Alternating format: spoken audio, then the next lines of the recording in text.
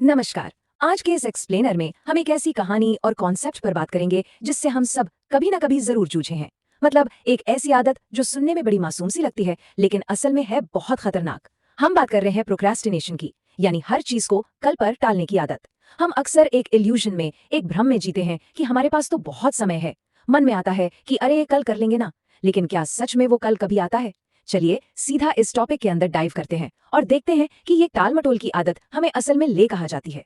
सबसे बड़ा सवाल जो यहाँ उठता है और जिस पर हम सबको सच में सोचना चाहिए कि इस कल की असली कीमत आखिर है क्या? देखिए, ये सिर्फ 24 घंटे बीत जाने की बात नहीं है। ये उन मौकों की बात है, उन अपॉर्चुनिटीज की बात है जो इस कल के इंतजार में हमेशा हमेशा के लिए हाथ से निकल जाती हैं। आज की ये पूरी चर्चा इसी एक सवाल के इर्द गिर्द घूमने वाली है। हम समझेंगे कि हमारे पास मौजूद समय, हमारे डिसीजंस और हाथ से छूटते हुए अवसरों के बीच आखिर क्या कनेक्शन है। तो इस बात को गहराई से समझने के लिए चलिए मिलते हैं अर्जुन से। अर्जुन राजस्थान के एक छोटे से गांव का लड़का था। पढ़ाई लिखाई में एकदम बढ़िया, मतलब दिमाग की या पोटेंशियल की कोई कमी नहीं थी उसमें। वो सब कुछ कर सकता था। लेकिन उसकी एक बहुत बड़ी, कह सकते हैं कि एक जानलेवा कमजोरी थी। वो अपनी हर एक जिम्मेदारी को टालने का बहुत बड़ा एक्सपर्ट था।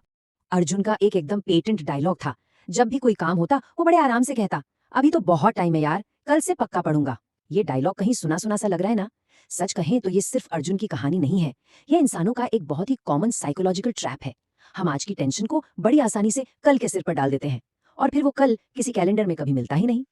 अब देखिए, इस टाल मटोल का असल जिंदगी में असर कैसा होता है।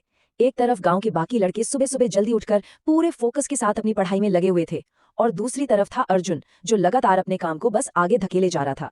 जैसे जैसे एग्जाम्स पास आ रहे थे, ये साफ दिखाई दे रहा था कि अर्जुन के हाथों से उसका कीमती समय मुट्ठी में बंद रेत की तरह बस फिसलता ही जा रहा था। हालात इतने खराब हो गए कि एक दिन अर्जुन के पिताजी ने उसे पास बुलाया और एक बहुत ही कड़क वार्निंग दी। उन्होंने सीधे सीधे कहा, बेटा, ये तेरे पास आखिरी मौका है। अगर इस बार भी तूने मेहनत नहीं की तो जिंदगी भर पछताना पड़ेगा। अब अर्जुन ने उस वक्त हामी तो भर दी, मुंडी भी हिला दी कि हाँ पापा ठीक है। लेकिन सच बताऊं, अंदर से उसने इस बात को रत्ती भर भी सीरियसली नहीं लिया। उसका वो कल करेंगे वाला एटीट्यूड बिल्कुल वैसा का वैसा ही रहा। और फिर वो दिन आ ही गया, एग्जाम का दिन। जब अर्जुन एग्जाम हॉल में बैठा और उसने अपना पहला पेपर पलटा तो उसके हाथ लिटरली कांपने लगे थे। और वो क्यों?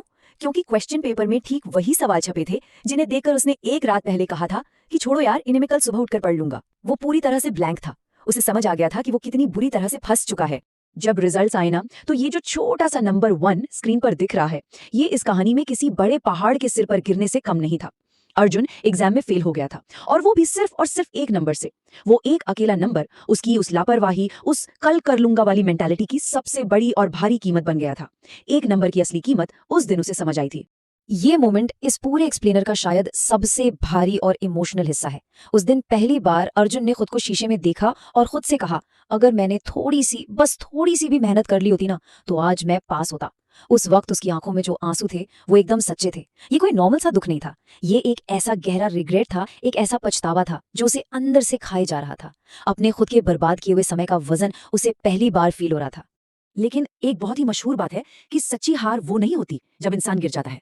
असली हार तो तब है जब इंसान उठने से ही मना कर दे। और यही अर्जुन का वो मिरर मोमेंट था।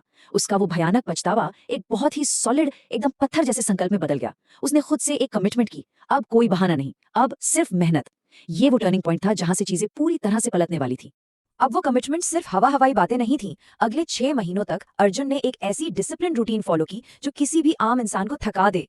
रोजाना सुबह 5 बजे बिस्तर छोड़ देना, रोज बिना नागा पढ़ाई करना और हर एक दिन पागलों की तरह प्रैक्टिस करना। सच में यह बिल्कुल आसान नहीं था, लेकिन यही वो कंसिस्टेंसी है, यही वो रोज की छोटी छोटी आदतें हैं जो किसी भी बड़े बदलाव की एकदम मजबूत नींव रखती हैं। उसकी इस पागलों वाली मेहनत का असर इतना जबरदस्त था कि आसपास के लोग, पूरे गांव वाले हैरान थे। सबके दिमाग में बस एक ही सवाल घूम रहा था, भाई क्या ये वही अर्जुन है? जो लोग उसे एक नंबर का आलसी और लापरवाह लड़का मानते थे, वो उसका ये नया अवतार देखकर पूरी तरह शॉक्ड थे। उन 6 महीनों की एकदम शांत, खामोश मेहनत ने बाहर एक बहुत बड़ा शोर मचा दिया था। खैर, समय अपनी रफ्तार से आगे बढ़ा और अगले साल के एग्जाम्स का टाइम आ गया। ये अर्जुन का दूसरा मौका था।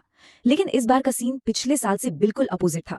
पिछली बार जहां उसके हाथ पेपर देखकर कांप रहे थे, वहीं इस बार उसके चेहरे पर एक अलग ही कॉन्फिडेंस था, एक स्माइल थी। क्योंकि इस बार उसने एक भी सवाल, एक भी चैप्टर कल के भरोसे नहीं छोड़ा था। वो पूरी तरह से तैयार था। और इस लेवल की तैयारी का रिजल्ट क्या रहा, गेस कीजिए। ये सिर्फ एग्जाम में बाउंड्री लाइन पर पास होने वाली बात नहीं थी। उसकी इस दिन रात की मेहनत ने उसे सीधा टॉपर्स की लिस्ट में सबसे ऊपर लाकर खड़ा कर दिया था। वो सिर्फ पास नहीं हुआ था, उसने फेलियर से उठकर एकदम टॉप तक पहुंचने की एक कमाल की और बेहद इंस्पायरिंग जीत हासिल की थी। रिजल्ट आने के बाद अर्जुन सबसे पहले अपने पिताजी के पास गया और बड़े इमोशनल होकर बोला, पापा आप बिल्कुल सही कह रहे थे, मौका जिंदगी में एक बार ही मिलता है। अर्जुन को उस वक्त लग रहा था कि उसने लाइफ का सबसे बड़ा लेसन सीख लिया है। उसका ये सोचना गलत भी नहीं था, उसकी मैच्योरिटी दिख रही थी। लेकिन पिताजी का जवाब आना अभी बाकी था, और उनका वो जवाब एक बहुत ही गहरी सोच सामने लाने वाला था। पिताजी ने अर्जुन की बात सुनी और एक बहुत ही पावरफुल बात कहकर उसे सही किया।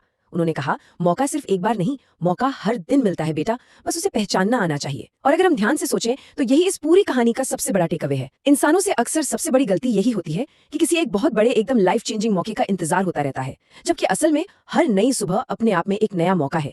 चॉइस बस ये होती है कि उसे इस्तेमाल किया जाए या नहीं। तो इस पूरी कहानी को, इस पूरे विश्लेषण को अगर एक लाइन में समेटना हो तो वो क्या होगी? वो ये है कि समय हाथ से निकल जाने के बाद बैठकर पछताना दुनिया का सबसे आसान काम है, कोई भी कर सकता है। लेकिन असली जीत, असली विनर वो है जो समय रहते मेहनत करे।